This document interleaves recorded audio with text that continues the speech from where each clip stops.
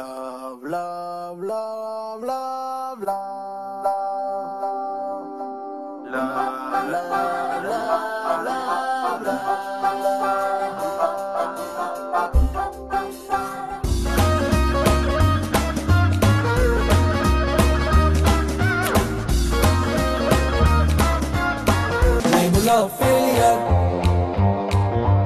ఏ director అయినా సినిమాని ఎంత న్యాచురల్గా ఎంత లైవ్లీగా తీద్దాం అనుకున్నా ఎక్కడో అక్కడ అది సినిమా అనే ఫీల్ వస్తుంది.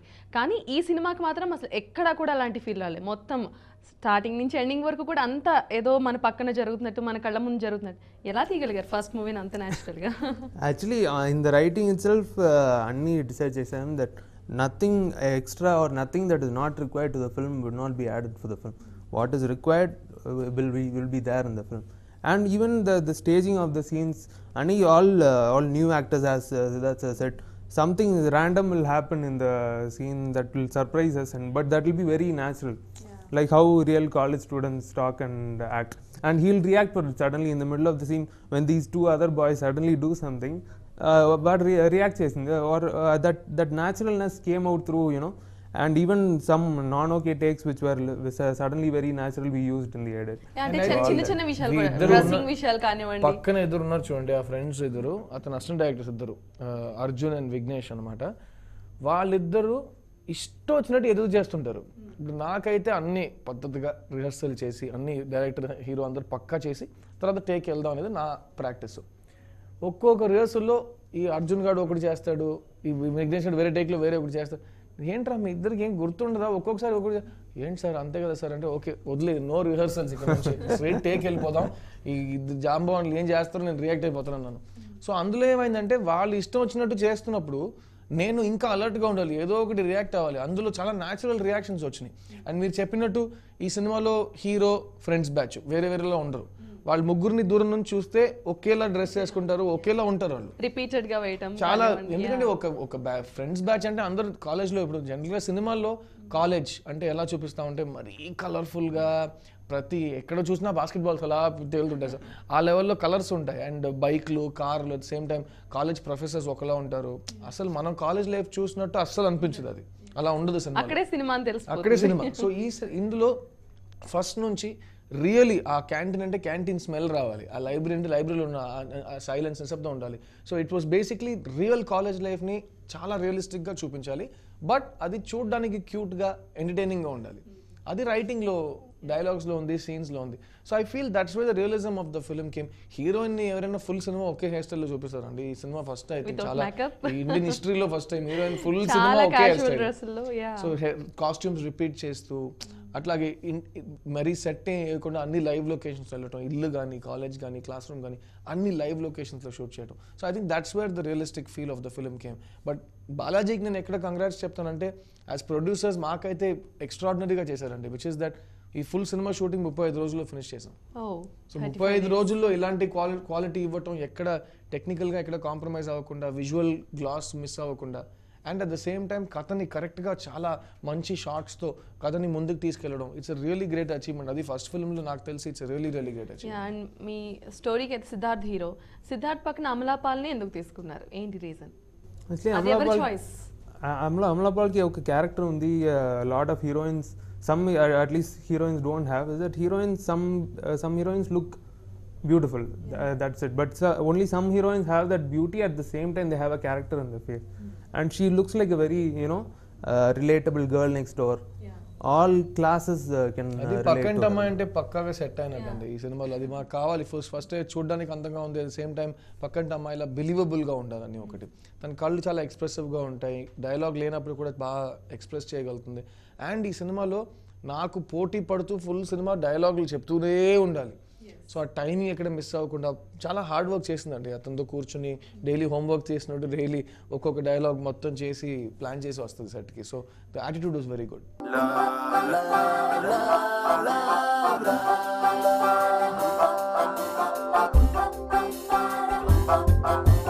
రైట్ సైడ్ కూడా హార్ట్ బీట్ ఉంటేలా, థర్మామీటర్ బ్లాస్ట్ అయిపోతేలా, ఐసీయూలో పడుకున్న ఐ లవ్ యూ నే అంటుంటే హ్యాపీ హ్యాపీ హార్ట్ అటాక్ ఎలా, హ్యాపీ హ్యాపీ హార్ట్ అటాక్ ఎలా,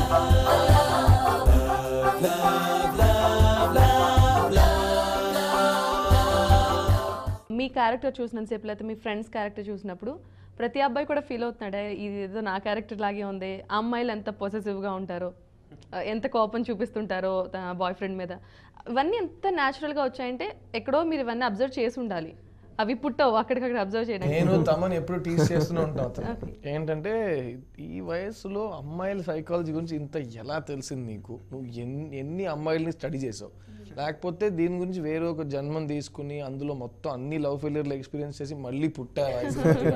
ఎందుకంటే ఈ సినిమా చూస్తున్నప్పుడు నిజంగా ఒక కాలేజ్ క్రౌడ్తో ఇప్పుడు కూడా మీరు థియేటర్కి వెళ్తే అందరూ క్లాస్ ఎగ్గొట్టి కూర్చున్నారు థియేటర్లో. వాళ్ళ మధ్యలో కూర్చుని రియాక్షన్స్ మీరు వినాలి, ఆ కామెంట్స్ మీరు వింటూనే ఉండాలి. అబ్బాయిలు అమ్మాయిలు కలిసి వెళ్తే అబ్బాయిలు అమ్మాయిలు చూసి కదా నువ్వు ఇలాగే చేస్తావు కదా అని అమ్మాయిలు చెప్పడం, అమ్మాయిలు అవును మేము అంతే ఆ లెవెల్లో అది గొప్పగా చెప్పడం. సో ఇలాంటి comments is really common in the theatres. And నిజంగా ఐ థింక్ హీస్ క్రాక్డ్. ఒక 2 సీన్ అయితే, ఒకటి అమ్మాయిలు ఏడుపుతో ఏం సాధించగలరు అనేది ఒక సీను, ఇంకొకటి అమ్మాయిల మైండ్లో ఏదో ఒక వాయిస్ వెళ్తూనే ఉంటుంది, అబ్బాయిలు అయితే ఏం ఉండదు మైండ్లో అనేది. ఈ 2 scenes audience response is extraordinary. ఏదో మాస్ సినిమా చూసినట్టు అనిపిస్తుంది మీకు. సో అదే how Balaji, how do you know? నీకు ఎలా తెలిసింది? I think no, it's to understand complete female psychology possible లేదండి completely, because at least to some extent I thought I was first scared as to how girls will react to the film, but surprisingly నేను చెప్పాను అమ్మాయిలు కొందరు మరీ ఎక్కువ అమ్మాయిల గురించి చెప్తున్నావు, but surprisingly girls are coming and saying నేను కూడా ఇలాగే చేస్తాను. They are coming and saying they are laughing at themselves and you know looking at yeah we like this only what to do. ఈ విషయంలో కూడా మేము అమ్మాయిల దగ్గర ఎక్స్పెక్ట్ చేసిన రియాక్షన్ రాలేదు, వేరే అమ్మాయిల రియాక్షన్స్ ని మనం ఏ రోజు స్టడీ చేయలేము, దాని గురించి కాన్ఫిడెంట్ గా చెప్పలేము. ఇది తెలియకుండా ఉండడం వేస్ట్ కదా. We have to accept the truth. మూవీకి పెద్ద అసెట్ అంటే మ్యూజిక్.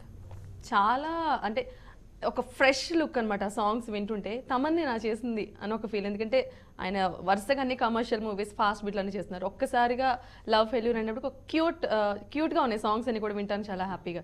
సో అది ఎవరు రాబట్టుకున్నారు అలాంటి సాంగ్స్?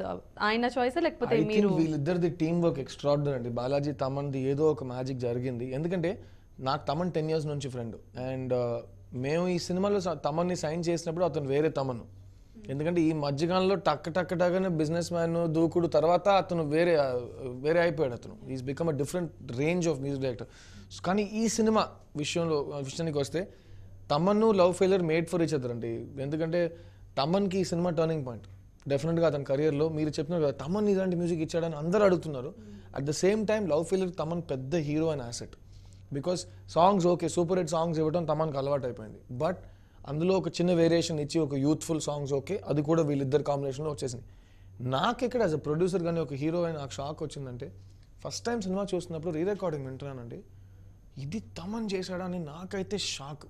ఎందుకంటే అంత కంప్లీట్ మ్యూజిక్ మెచ్యూరిటీతో కామెడీ అయినా సరే సీరియస్ సీన్స్ అయినా సరే కథని బాగా ఎక్కడ మిస్ అవ్వకుండా ఆడియన్స్ని అలా తీసుకెళ్తున్నాడు. అండ్ అది అయితే నేను చాలా ఇంప్రెస్ అయ్యాను. I was very impress. And ఈ సినిమా తర్వాత తమన్ దగ్గర నుంచి ఆడియన్స్ కానీ ఇండస్ట్రీ కానీ చాలా ఎక్స్పెక్ట్ చేస్తారు. ఎందుకంటే అతను ప్రూవ్ చేశాడు ఇప్పుడు అతను ఓన్లీ కమర్షియల్ ఫిల్మ్స్ మాత్రం కాకుండా మాస్ ఫిల్మ్స్ మాత్రం కాకుండా ఇలాంటి లవ్ స్టోరీస్కి కూడా బాగా music ఇవ్వగలడని. So Balaji, your contribution, how did Taman and you make the music of this film? I think Taman did this with a lot of love. I think he loved the script right from the beginning. He's doing, as Siddhartha said, he's doing so many commercial films, major all big commercial director and hero films he's doing. In the middle of that, he loved this very small film and very close to the heart. And the first time he saw the film without RR, he said, this is chala delicate. I have to treat this very carefully. I shouldn't do too much.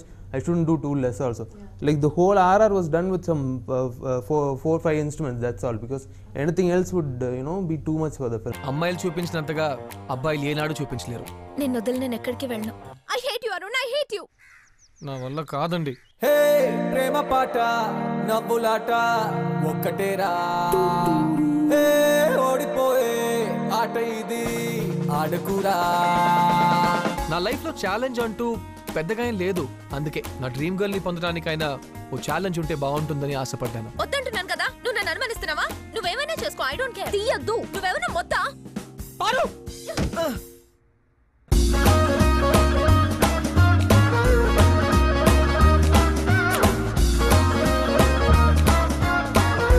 Love failure